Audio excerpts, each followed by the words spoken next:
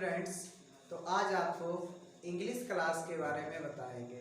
English class में यानी कि इंग्लिश सब्जेक्ट में आपको ये बताया जाएगा कि अक्सर कर प्रॉब्लम क्या आती है स्टूडेंट्स को कि जो स्पेलिंग्स लिखते हैं टेंस की, और टेंस बाय टेंस यानी प्रेजेंट टेंस कितने भाग होते हैं ये आपने पढ़ा होगा कि टेंस कितने होते हैं। मुख्य रूप से 3 होते हैं, और 3 कौन कौन से होते हैं पढ़ा ही है।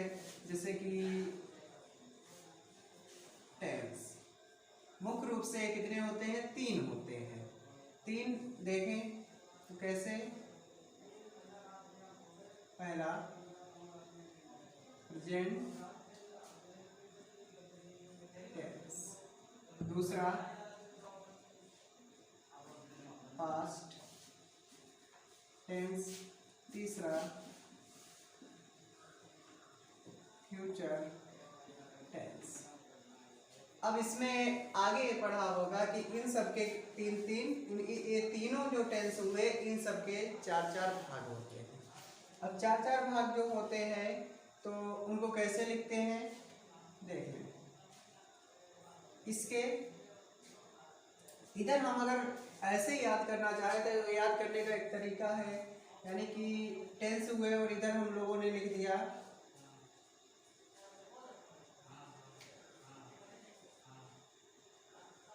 इंडेफिनिट, दूसरा कंटिन्यूअस, तीसरा परफेक्ट, चौथा परफेक्ट कंटिन्यूअस। तो ये अब इसमें बताते हैं इनके भाग जो होते हैं। मान लीजिएगा हमने शुरुआत कहाँ से की थी, टेंस से। तो टेंस से जो शुरुआत की गई थी और फिर इसके कितने भाग हुए, 3 भाग हुए। 3 भागों में यानी कि प्रेजेंट टेंस, पास्ट टेंस और फ्यूचर टेंस।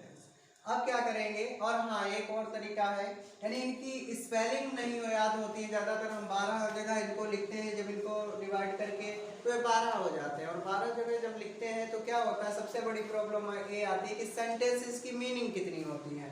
तो इसमें मीनिंग बताने का एक तरीका ये है, इसमें जितनी 12 बार लिखा जाएगा वही रिपीट किए जाएंगे वर्ड। तो इसमें क्या होगा कि सबसे पहले हम बता देते हैं, इसमें 7 ही स्पेलिंग्स आते हैं।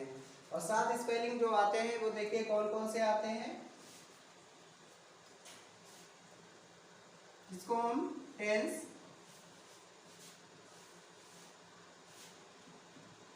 टेंस यहां से अगर हम हटा दें सब तो देखिएगा पहली कौन सी मीनिंग हुई, टेंस, TENSE। उसके बाद में 3 और मीनिंग हुई, प्रेजेंट, PRESENT, PAST, एक भी पास्ट। आगे है फ्यूचर, FUTURE। यहां तक देखिए कितनी हो गई, एक ए रही, 3 ए हुई, 4 हो गई। और उसके बाद में इधर 4 और है, indefinite, INDEFINITE, continuous, CONTINUOUS, perfect, PERFECT। अब यहाँ पे हम देख लें कि 3 इधर हो गए, मान लीजिएगा ये 3, अभी इनको नहीं, इधर देख लें कि 3 ए हो गए, यानी 3 ए हुई और 3 ए हुई, 6 हो गई और 1 7 हुई। और यहाँ पर देखें तो पता चलता है कि हमने जो ऊपर स्पेलिंग्स लिखी हैं वही स्पेलिंग्स नीचे दी गई हुई है। और तो देख लें, इनको याद करने का बस यही तरीका है कि टेंस की याद कर लें, फिर इन तीनों की याद कर लें, उसके बाद में इनकी याद कर लें। तो इनसे ये हो जाएगा, हम जब भी लिखने की स्पेलिंग लिखने का जो तरीका होगा तो हम मिस नहीं कर पाएंगे, वर्डों को नहीं मिस करेंगे, क्योंकि साथ ही होती है। वैसे हमें लगता है कि 12 जगह लिखते हैं तो 12 टेंस अलग अलग किए जाते हैं। हाँ तो आते हैं, देखिए कैसे अलग होंगे। तो जैसे कि पहले प्रेजेंट के 4 भाग हो जाते हैं, तो चारों भाग जो होते हैं, जैसे मान लीजिएगा आप हुआ टेंस, तो और हाँ अब लिखते हैं यहाँ पे present tense, past tense, future tense. अब इसमें हम क्या करेंगे, तो सबसे पहले प्रेजेंट के ही 4 भाग होते हैं। तो देखिएगा सबसे पहले प्रेजेंट, यहाँ लिखा हुआ है इंडिफिनिट, तो क्या हुआ प्रेजेंट इंडिफिनिट। अगर इसको हटा दें, प्रेजेंट इंडिफिनिट, दूसरा प्रेजेंट कंटिन्यूअस, तीसरा प्रेजेंट परफेक्ट और चौथा प्रेजेंट परफेक्ट कंटिन्यूअस। ऐसे इसमें भी मिला ले, यानी कि अगर प्रेजेंट के चारों भाग पूछे जाए तो पहला जैसे इस तरीके से एक बता दे रहे हैं, जैसे प्रेजेंट लिख लिया इसका इंडिफिनिट INDEFINITE, और यहाँ अपनी तरफ से यहाँ पे लिख दें टेंस। तो दूसरा क्या है, present continuous. Present continuous tense. तीसरा प्रेजेंट फैक्ट।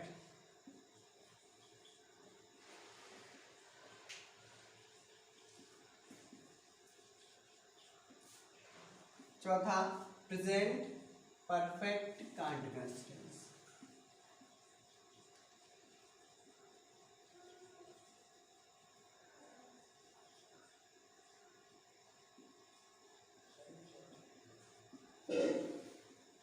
इसी प्रकार से हम चार पास्ट के भी कर सकते हैं, जैसे past indefinite tense, past continuous tense, past perfect tense, past perfect continuous tense.